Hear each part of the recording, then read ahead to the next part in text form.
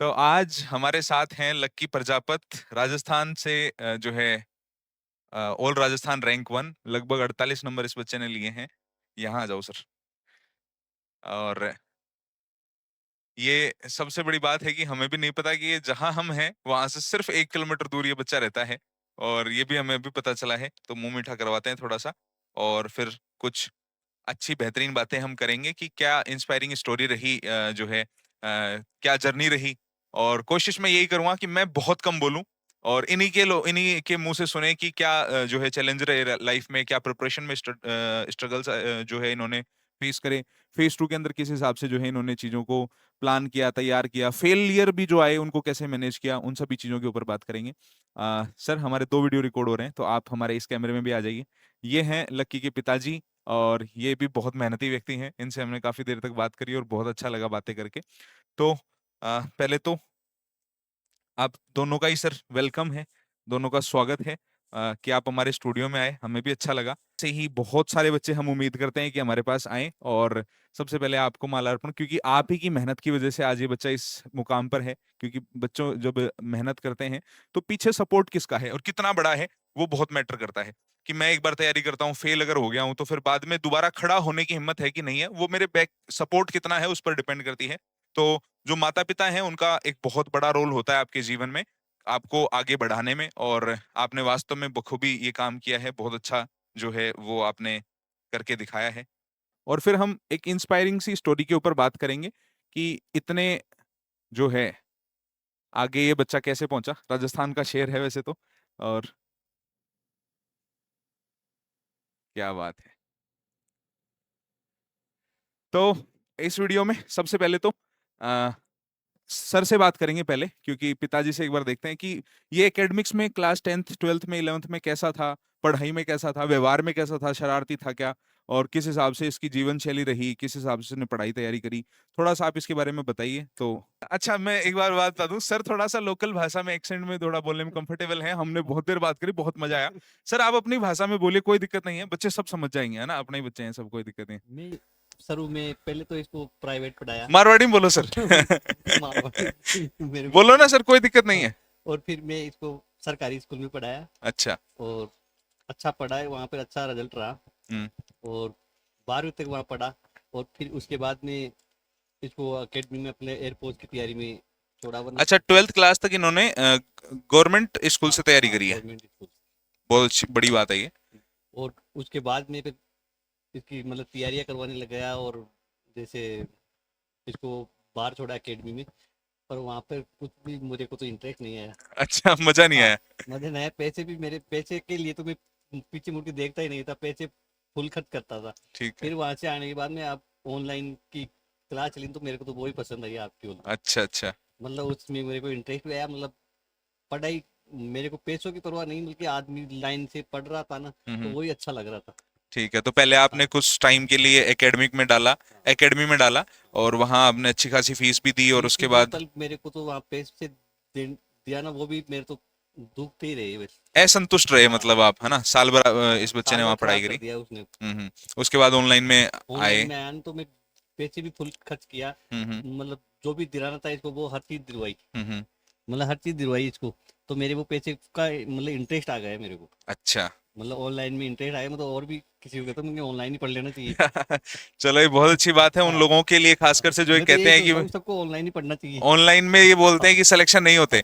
ये हाँ पूरे राजस्थान में रैंक वन के ऊपर है ये बच्चा, और ये हमारे लोकल का है। हमें परसों बात पता चली है, जब पीएसएल आई और एनरोलमेंट लिस्ट आई उसके बाद में, जब हम ट्रैक कर रहे थे बच्चों का। तो जो ऑल इंडिया या all state wise rank one पे हैं, उन्हीं से हम ज्यादातर कांटेक्ट में हैं, क्योंकि वैसे तो पता नहीं कितने बच्चों का हम इंटरव्यू शूट या डाल ही नहीं सकते।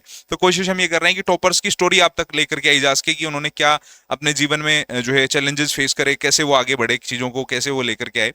तो सर, बचपन से और अब तक एकेडमिक्स में अच्छा था, जैसे परसेंटेज भी बताई, 10th में कितनी हाँ। परसेंटेज थी लगभग? 10th में 90%। 90% हाँ, थी, और 12th में?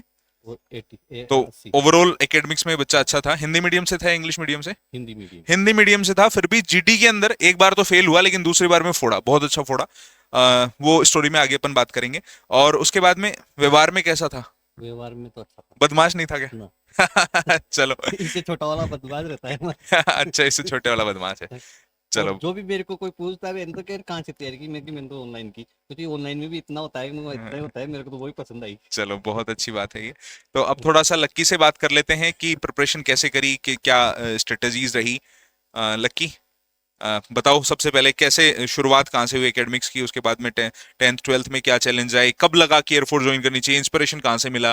तो खुल के मतलब आराम से जो बोल सकते हो, जो बता सकते हो, जिनको आपको लगे कि ये हेल्प करेगा बाकी बच्चों को प्रिपरेशन में, वो सब चीजें बताओ। सर मैंने 10th और 12th मैंने 2023 में कंप्लीट की। आराम, रिलैक्स हो जाओ, कोई दिक्कत नहीं है ना, अपने बच्चे अपने ही है सब।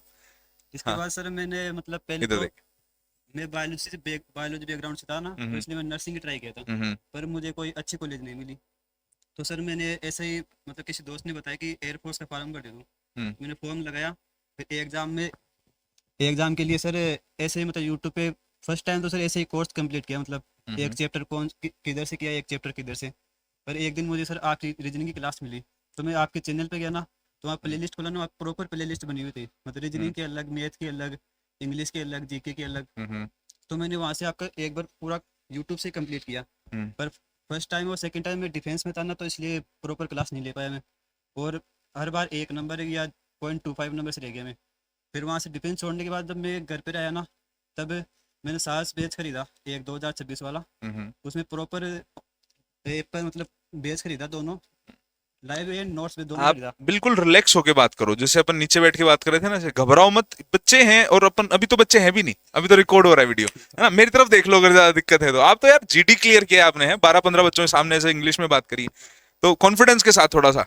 हम्म तो सर जब मैंने घर पे आने के बाद पापा को बताया कि मैं ऑनलाइन पढ़ूंगा, तो हम्म पापा ने नया फ़ोन दिलाया। हम्म। तो उस फ़ोन में मैंने साहस बेच खरीदा था, एक 2026 वाला। अच्छा। तो उसमें मैंने लाइव बैच और नोट्स पे दोनों खरीदे थे। तो उस टाइम मैंने रोज रेगुलर क्लासेस लेता था, सुबह 6 बजे से शाम के 6-7 बजे तक। बीच में सिर्फ 2 घंटे का रेस्ट मिलता था, हम्म एक सुबह एक शाम को 3-4 बजे के बीच में। हम्म बस वही रेस्ट मिलता था, उसके अलावा कोई रेस्ट नहीं था। और मैं सेल्फ स्टडी भी करता था इसके अलावा। और उस वक्त मेरे वाई ग्रुप में 40 नंबर थे, हम्म। पर मैं किसी कारण से जीडी में आउट हो गया था। फिर नेक्स्ट टाइम मैंने ये आप जहाँ फेल हुए वहां की है, तो मैं चाहता हूँ इसको आप थोड़ा सा अच्छे से बताएं कि फेल क्यों हुए और कैसे हुए। आपने बताया कि उस बार आपके 40 नंबर थे, पीएफटी आपका हुआ, एसआरटी आपका हुआ, कोई दिक्कत नहीं आई, जीडी में फेल हुए, तो जीडी में फेल क्यों हुए, क्या कारण रहे उस टाइम पे। मेरा जीडी में फेल होने का कारण यही था कि मैंने मतलब सर से जुड़ा नहीं था उस टाइम, और प्रॉपर तैयारी भी नहीं की थी। चलो वो तो एक सेकेंडरी मैटर की, तैयारी ठीक से नहीं करी, वहां गलतियां क्या की आपने, मतलब बोलने में गलती करी, हिंदी में बोले, या क्या रहा। उस वक्त सर जीडी भी हार्ड थी, अच्छा। बहुत हार्ड थी, मतलब हर एक लड़के को अलग से नोट पॉइंट आउट करके 1-1 मिनट बुला रहे थे। हम्म और हमने मुश्किल से 2 या 3 लाइन बनाई थी, हम्म। वो लाइन लगभग 20-30 सेकंड में खत्म हो गई। तो अच्छा। बाद में हम क्या बोले, अब दोबारा रिपीट लाइन बोल नहीं सकते किसी की। तो हम्म। इस कारण से वहाँ पर कुछ कमियां रही वहाँ पे। उस टाइम में लगभग 60 के लगभग बच्चे आउट हुए थे जीडी में। कितने में से। वो लगभग मतलब पीएफटी में हो गए थे 20-30 लड़के, हम्म। और लास्ट में 150 बच्चे बचे थे 300 में से। अच्छा। 150 के लगभग बच्चे बचे थे 300 में से लास्ट में। ठीक है, तो उस बार आपका टॉपिक क्या था फेज 2 में। टॉपिक था मेरा ओल्ड एज होम। इतना बेसिक टॉपिक है कि पता नहीं कितनी बार हमने फेज 2 के बैचेस में क्लासेस में डिस्कस किया है, और ये कमी रही कहाँ, कि तैयारी नहीं की या गाइडेंस की कमी रही। इस बच्चे ने एक कमी और छोड़ी थी, जो हम नीचे भी बात कर रहे थे, कि इस बच्चे के वाई ग्रुप का और मेडिकल स्टूडेंट दोनों का पेपर क्लियर था, और इसने बताया कि सर मेरी फेज 2 की जो डेट्स थी दोनों की, वाई ग्रुप और मेडिकल स्टूडेंट की, वो एक दिन आगे पास पीछे थी, और एक बिहार में था और एक जोधपुर में राजस्थान में था। तो वहां पे भी गाइडेंस की कमी मैं मानता हूं, कि शायद ये बच्चा उस टाइम पे हमसे बात कर लेता है, किसी से भी बात कर लेता है जो डिफेंस में है, रिलेटेड फील्ड से है, तो इसको हम गाइड करते हैं कि यार फेज 2 की या मेडिकल की डेट्स शिफ्ट होती हैं, आप मेल कर सकते हैं, मेल पे भी शिफ्ट हो जाती हैं, और आप ऑफलाइन जाके 3 दिन 4 दिन पहले वहां जाके शिफ्ट करवा सकते हैं। तो अपने फेज 2 के दोनों डेट्स को शिफ्ट करवा लेते, तो वहां दोनों के अंदर अपॉर्चुनिटी मिल जाती। लेकिन खैर जो भी रहा होगा उस बार, तो वो चैलेंजेस रहे होंगे। ये आप लोगों के लिए है कि आगे कभी भी कोई भी समस्या आए तो जरूर टीम से बात किया करो। विद इन 3 मिनट्स हम आपको व्हाट्सएप पे रिप्लाई दे देते हैं, कॉल्स पे के ऊपर भी रिप्लाई देते हैं, तो वो चीजें आपकी सुविधा के लिए है, उनको आप यूज किया करो। ठीक है। तो उस बार आपका जो है वो जीडी नहीं हुआ, नहीं हुआ था। डिमोटिवेशन हुआ होगा, कैसे ओवरकम किया उससे? क्योंकि बच्चे बहुत फेल होते हैं पहले, फिर वो उससे बाहर निकलते हैं तो बहुत मेहनत लगती है, क्योंकि जब आप पास हो जाते हैं किसी चीज में 6 महीने का जब प्रोसेस का टाइम लगता है तो तैयारी छूट जाती है। मैं हर बार बच्चों को बोलता हूँ कि नहीं यार, तैयारी से कभी मत छूटो, चाहे भले ही 2 घंटे 4 घंटे दो, वो जब तक फाइनल ज्वाइनिंग लेटर हाथ में ना आ जाए मेन के अंदर, तब तक आपको प्रिपरेशन नहीं छोड़नी है, तब तक आपको रेगुलर लगे रहना है। बच्चे ऐसे हैं जो 3 3 साल से मेहनत कर रहे हैं, तो वो चीज अब 6 महीने आपने फिर पढ़ाई तैयारी शुरू करी रखी थी या छोड़ दी थी बीच में? तैयारी सर मैंने यूट्यूब पर क्लासेस तो लेता, लेकिन बैच इनरोल नहीं किया था मैंने। बैच एनरोल नहीं किया था, बस ऐसे की टच में है टच बच्चा में कि भाई मैं सब्जेक्ट्स ले रहा हूँ। हाँ ठीक है, उसके बाद में प्रॉब्लम आई कुछ वापस से ट्रैक पे सर, आने में या? मतलब एकदम लास्ट में जाके कोई बच्चा रह जाता है ना, हम्म। तो बहुत बुरा लगता है। हम्म। तो सर मैंने सोचा कि इस बार पेपर पास नहीं, सीधा रैंक ही निकालेंगे। वेरी गुड, क्या बात है। तो फिर मैंने विराट नोट बेस खरीदा अपना। हाँ। तो उससे मतलब मेरे कॉन्सेप्ट तो सब क्लियर थे। हम्म। कॉन्सेप्ट क्लियर थे, मतलब मैंने प्रैक्टिस की कमी थी थोड़ी। हम्म। तो नोट्स भी थे, मैंने प्रॉपर प्रैक्टिस की। हम्म। और आपके और जो फाइनल टच होता है अपना, हम्म। जैसे आपने ब्रह्मास्त्र सीरीज चलाई लास्ट में, और जो ऑल इंडिया लाइव टेस्ट होते हैं ना अपने, हम्म। वो मेरे लिए एक फाइनल टच का काम किया। हम्म। और उनको लगाने उनमें भी मेरे 40 के अराउंड स्कोर था हर बार। हम्म। ठीक है। हाँ हाँ, कंटिन्यू। मेरा 40 के अराउंड स्कोर रहता था। और उसमें मेरे स्पीड भी इतनी थी कि मैंने इंग्लिश का, मतलब एग्जाम में बैठा ना वहाँ पे, हम्म। तो इंग्लिश का पेपर मैंने लगभग 8 से 10 मिनट में कर लिया।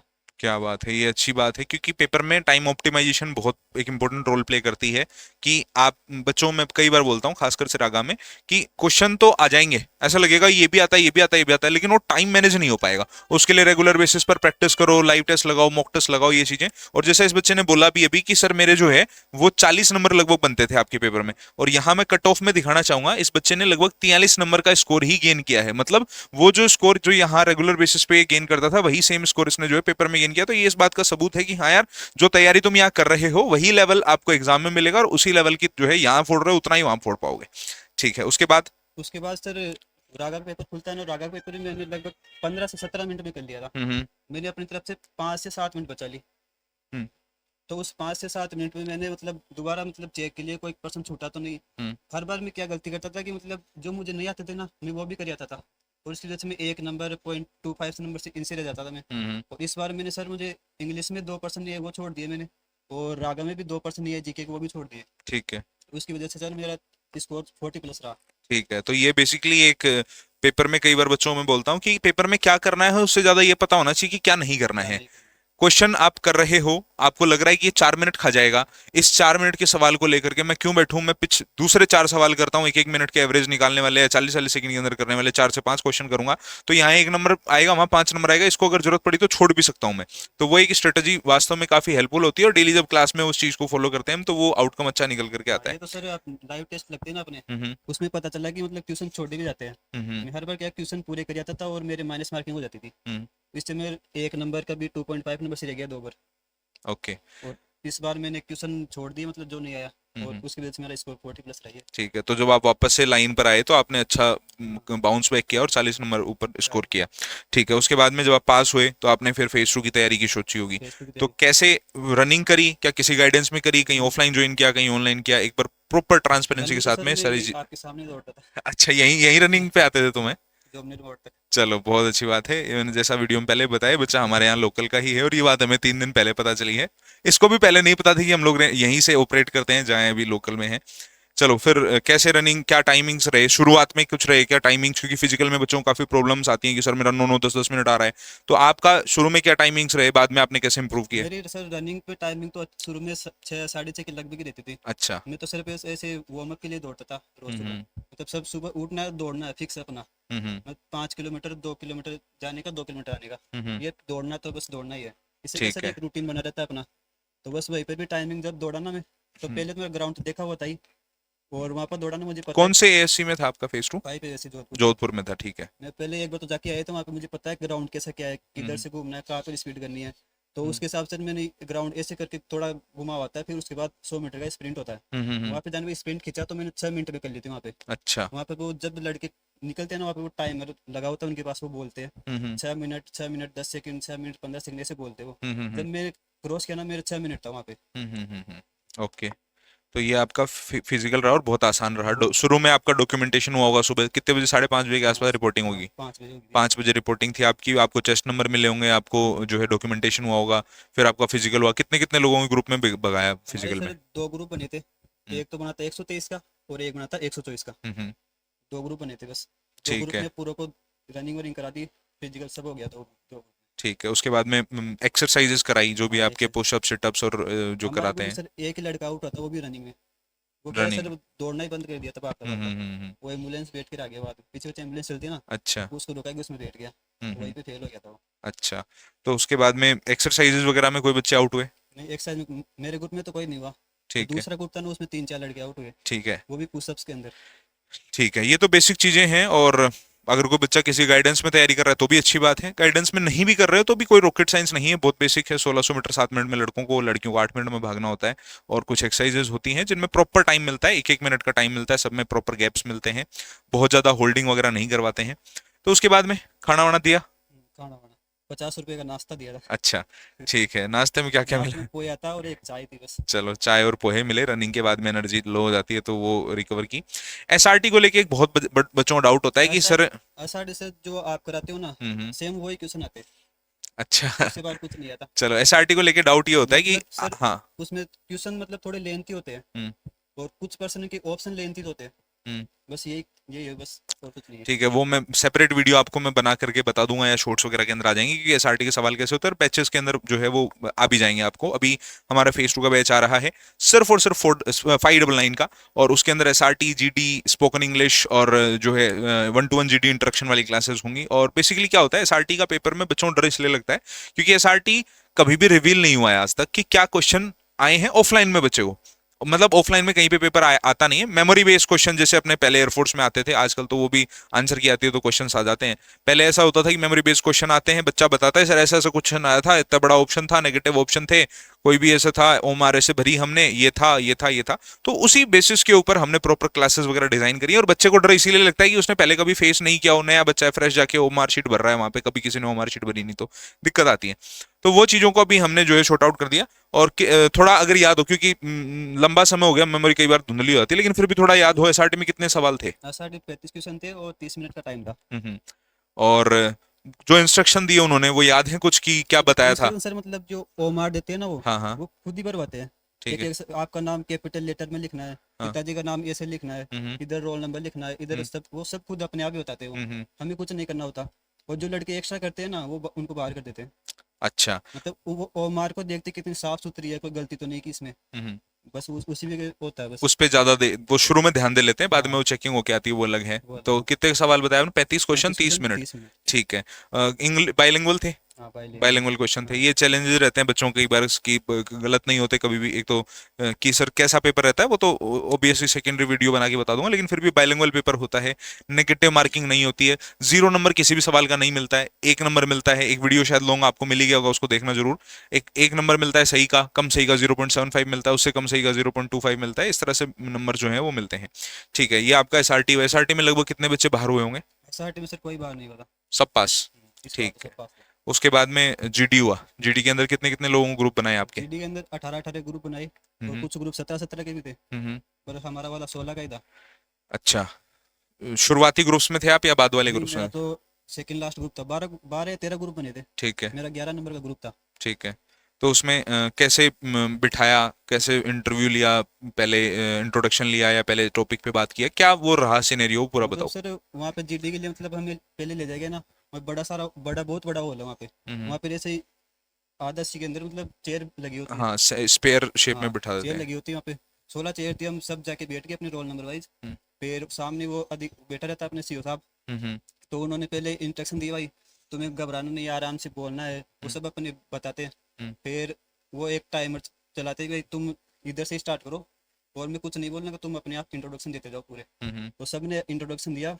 टॉपिक के बारे में बोला 1-1 मिनट। हम्म। और सबका नंबर आने के बाद तो उन्होंने बोला कि अच्छा, इंट्रोडक्शन सबने एक बार दे दिया, उसके बाद टॉपिक का नंबर आया? इंट्रोडक्शन टॉपिक एक एक साथ ही था नहीं नहीं, पहले इंट्रोडक्शन और उसके सबका? बाद टॉपिक बोलते तो 2 लाइन। हम्म। और उसके बाद मतलब जो टॉपिक था ना हमारा, हाँ हाँ। टॉपिक था एक्स्ट्रा करिकुलर एक्टिविटी इस बार। Okay okay okay. तो एक एक बार टॉपिक मतलब पहले तो सबने ऐसे बोला। मैंने शुरुआत में बहुत ज़्यादा बोल दिया था, हम्म। तो मुझे मेरे पास के 2 लड़कों ने पहले ही शांत कर दिया कि तुम रुक जाओ, अब तुम नहीं बोलोगे। हाँ, ये बहुत बड़ी बात होती है जब वो बोल दें कि अब नहीं बोलना है तो नहीं बोलना है। नहीं उस बोल टाइम पे तुम समझ लो अपने आप को तुम सेलेक्ट हो चुके हो। अब अगर बोला तो अब डिस्क्वालीफाई हो जाओगे। हमें पहले मतलब शुरू के 5 मिनट बाद में हम जल्दी जल्दी बोल रहे थे, तो हमें पहले ही शांत कर दिया। हम्म फीस मार्केटिंग नहीं हो ज़्यादा, इसलिए मैं पहले शांत कर दिया। और कुछ लड़के थे मतलब उनकी इंग्लिश कमज़ोर थी, तो थोड़ा अटक अटक उनको ही पॉइंट आउट किया। अच्छा, बस हम लास्ट तक चुपचाप बैठे थे हम। ठीक है। हमने कुछ नहीं बोला फिर उसके अच्छा, बाद में। तो बेसिकली वैसे तो मैं क्लासेस में इंट्रोड्यूस करता हूँ उसको, लेकिन मैं आपके मुंह से सुनना चाहता हूँ कि वो आते हैं, आपको रफ शीट भी देते हैं, आपको फेयर शीट भी रफ देते सीट हैं। फेयर सीट सर वो एसआरटी के टाइम ही दे देते हैं। अच्छा, शुरू में ही दे हाँ, देते हैं शुरू वो। में दे अच्छा, देते वो हैं। प्रोसेस एक्चुअली मैं जानना चाहता हूँ। कई सेंटर्स में होता है सीईओ खुद आते हैं, वो लाइन बाय लाइन पढ़ के बताते हैं। कुछ लोग, कुछ सेंटर्स में ऐसा है, ज्यादातर में ये होता है कि स्पीकर में टॉपिक चला देते हैं बस। और क्योंकि ये प्री रिकॉर्डेड टॉपिक होते हैं, तो इसीलिए कई बार बच्चों में बोलता हूँ कि प्रीवियस टॉपिक्स ज्यादा रिपीट होने के चांसेस होते हैं, क्योंकि हर बार वो पूरा सिस्टम नया डिजाइन नहीं करते हैं। 2-3 बार के लिए वही रन करते हैं, वही पिछले रिपीटेटिव टॉपिक उठाते रहते हैं, वही 20-50 टॉपिक्स हैं, वही घूमते हैं। चलो, तो वो एक बार थोड़ा मेरे को ओवरव्यू दो कि कैसे हुआ, आपको रफ शीट फेयर शीट दी, उसमें क्या इंस्ट्रक्शन दिए, कैसे हुआ। क्योंकि मैं तो बच्चों को बहुत बार बता देता हूँ, एक बच्चे के मुंह से रियल एक्सपीरियंस सुने बच्चे तो थोड़ा ज्यादा वो होता है। सर रफ सीट और जो फेयर सीट होती है ना अपनी, हम्म तो एसआरटी के टाइम जो ओमार सीट देते हैं ना, उसी हम्म टाइम दे देते हैं हमें। हम्म, और वो बोलते हैं कि इसको संभाल के रखना है, ये भी जीडी में काम आएगा आपके आगे। ठीक है। वो पहले ही बता देते हैं हमें। हम्म फिर एसआरटी होती है, एसआरटी के बाद हमें जीडी के लिए ले जाया जाता है। हम्म फिर वहाँ पे मात्र 2 या 3 मिनट, मुश्किल से 3 मिनट होगी, हम्म इतनी ऑडियो क्लिप चलाते हैं वो हम्म बोलते कि आपको इसमें ध्यान से सुनना है, और जो आपके आपके हाथ में जो रफ सीट है उसमें आपको मतलब जैसे समझ में आए ना वैसे लिख लेना है। मुझे रफ सीट किसी काम की नहीं है, आप जो फेयर सीट में लिखोगे ना उसी के आधार पर नंबर मिलेगा आपको। ठीक है। फिर हमने जैसे मतलब बोलते हैं मतलब बुलेट पॉइंट लिख लिए उसमें रफ सीट में। लिखने के बाद वो एक टाइमर चलाता है 10 मिनट का। हम्म वो बोलता है सीओ साहब बोलते हैं कि 10 मिनट का टाइम चला रहा हूँ, आपको फेयर सीट में लिख लेना है। हम्म जो भी आपको मतलब किस हिसाब से लाइन बना रही हो, पैराग्राफ बना रही हो, पॉइंट लिख रहे हो, अपने हिसाब से मतलब फेयर सीट में लिख लो। हम्म फिर 10 मिनट दिया मैं, तो मैंने मुश्किल से लगभग 5 या 6 मिनट में लिख लिया था अपना, मतलब पेज तो भर गया था मेरा 5-6 मिनट में। फिर मैंने लास्ट की जो 4 मिनट बची ना उसमें मैंने वो पॉइंट याद कर लिए थोड़े थोड़े, हम्म मतलब इंट्रोडक्शन के साथ कौन सा पॉइंट बोलना है और बाद में बुलाए तो कैसा बोलना है। हम्म बस फिर जैसे हमारा इंट्रोडक्शन का नंबर आया, फिर मैंने 2 लाइन शुरू की उसके साथ बोल दी। हम्म फिर वो सीओ साहब है ना, मतलब फेयर सीट तो जमा कर लेते हैं, हम्म लेकिन रफ सीट अपने पास ही रहती है कि हम्म। आपको इससे हेल्प मिलेगी बाद में। हाँ, जब आप बोलते हैं टॉपिक तो आप थोड़ा बहुत कुछ देख सकें, थोड़ा हिंट मिल सके, वो उसके लिए छोड़ते उसके लिए छोड़ते हैं, और उसमें से मतलब जो बुलेट पॉइंट थे उसके हिसाब से मतलब बोल दिया। हैं। पर मैंने बताया कि मैं तो शुरू में टूट पड़ा था, हाँ हाँ हाँ, तो उन्होंने शांत कर दिया शुरू में 5-10 मिनट में। तो अच्छा, मैंने तो सर लास्ट तक चुप ही बैठा रहा, फिर बोला ही नहीं मैं तो। ठीक है। मुझे पता था कि जैसे ही बोलेंगे ये गड़बड़ हो जाएगी गड़बड़ अब। हो जाएगी। हाँ हाँ, ठीक है। तो ये आपका जीडी रहा। जीडी में कितने बच्चे फेल किए होंगे लगभग? जीडी में ऑल ओवर 5 बच्चे फेल हुए थे। हम्म उनमें से मैंने 2 बच्चों से बात की, तो उन्होंने बताया कि हमने कुछ बोला ही नहीं वहाँ पे। हम्म उन्होंने बहुत कहा हमसे, बोला कि बोलो बोलो, पर हमने बोला ही नहीं, इंट्रोडक्शन भी नहीं बोला। हम्म, बस वो 5 बच्चे आउट हुए थे। ठीक है। तो ये बेसिकली जीडी रहा। फिर आपको मेडिकल की डेट कितने दिन बाद की मिली? मेडिकल मेरा 8 से 10 दिन बाद। कहाँ था आपका मेडिकल? मेडिकल जैसलमेर, जैसलमेर 15 में। एयरपोर्ट्स। ठीक है। उसके बाद मेडिकल में कोई चैलेंजेस आए या सब चैलेंज आया ना स्मूथ सर, रहा? मुझे एक पॉइंट मिला था ड्रॉपिंग शोल्डर का। अच्छा, ड्रॉपिंग शोल्डर का। ये राइट ये वाला। बेसिकली क्या होता है ड्रॉपिंग शोल्डर? जब ये बच्चा खड़ा है तो एक शोल्डर ज्यादा झुका हुआ ऐसे नजर आएगा आपको, या वो बेसिकली थोड़ा सा मेजरमेंट के अंदर वो आता है कई बार। वहाँ पर सर तो मेडिकल में थे 65 बच्चे थे हम। हम्म उनमें से 2 बच्चे तो एब्सेंट थे, 63 बच्चे थे वहाँ पे। हम्म उनमें से 11 बच्चों को ग्रीन कार्ड मिला था उस टाइम, और अच्छा। सबको रेड कार्ड मिला था। किसी का क्या पॉइंट था, किसी का क्या पॉइंट था, ऐसे अलग अलग पॉइंट थे। हम्म। तो मेरे फिर को वो क्लियर कहाँ हुआ आपका, रीमेडिकल कहाँ हुआ आपका? री मेडिकल जोधपुर ही हुआ। कोई ट्रीटमेंट लिया आपने, या नहीं नहीं, वो ऐसे सिर्फ सिस्टम एरर की वजह से ही था? ऐसे ही कोई छोटा मोटा। अच्छा, ठीक है। तो वो कहाँ था वापस रीमेडिकल? री मेडिकल जोधपुर एमएच हॉस्पिटल है, अच्छा, मिलिट्री एमएच है, वाला, हाँ है। वहाँ पर हुआ था। ठीक है। वहाँ पर 4-5 दिन से नंबर आया था मेरा। ओके 25 तारीख को था, तो 1 तारीख को नंबर आया था, फरवरी 25 ओके, फरवरी को था। ठीक है।